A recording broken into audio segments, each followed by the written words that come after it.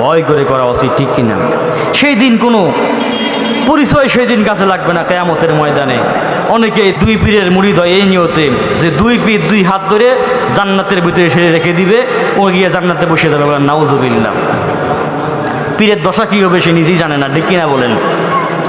আল্লাহ পাক বলেন লাউ তানফাকুম ওয়ারহামুকুম ওয়ালা আওলাদুকুম ইয়াউমাল কিয়ামাহ। অবশ্যই সেই দিন কাজ হবে না, তোমার পরিবার পরিজন কোনো পরিচয় সেই দিন কাজে লাগবে না।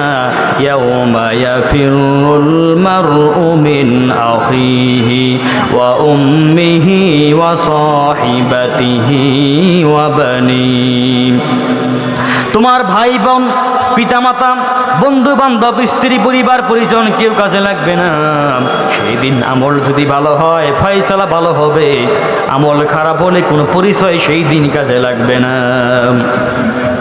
আল্লাহ রাব্বুল আলামিন রাসূলের প্রতি আয়াত নাযিল করলেন, কুল মা কুনতু বিদআম মিনার রাসূল।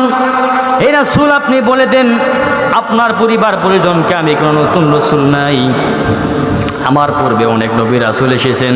আমি জানি না আল্লাহ পাক হাশরের ময়দানে তাদের সঙ্গে কি ব্যবহার করবেন, আর আমি জানি না আমার সঙ্গে কি ব্যবহার করবেন।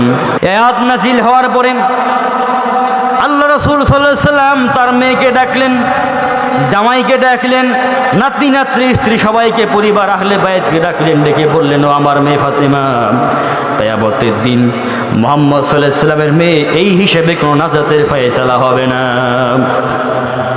ও আমার জামাই হযরতে আলী, কিয়ামতের দিন মুহাম্মদ সাল্লাল্লাহু আলাইহি সাল্লামের জামাই এই হিসেবে কোনো নাজাতের ফয়সালা হবে না। ও আমার নাতি হাসান আর হুসাইন, কিয়ামতের দিন মুহাম্মদ সাল্লাল্লাহু আলাইহি সাল্লামের নাতি এই হিসেবে কোনো নাজাতের ফয়সালা হবে না।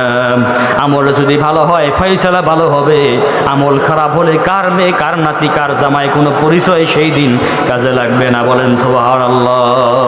তাহলে রাসূলের জন্য যদি এই অবস্থা, তাহলে আপনার আমার জন্য কি কোনো পরিচয় কাজে লাগবে? কোনো পীর খাতা বাবা কাজে লাগবে? সুতরাং আমাদের জীবনে চলার প্রতি আল্লাহ রাব্বুল আমিনকে ভয় করে যেন আমরা চলতে পারি, সবাই বলেন আমিন।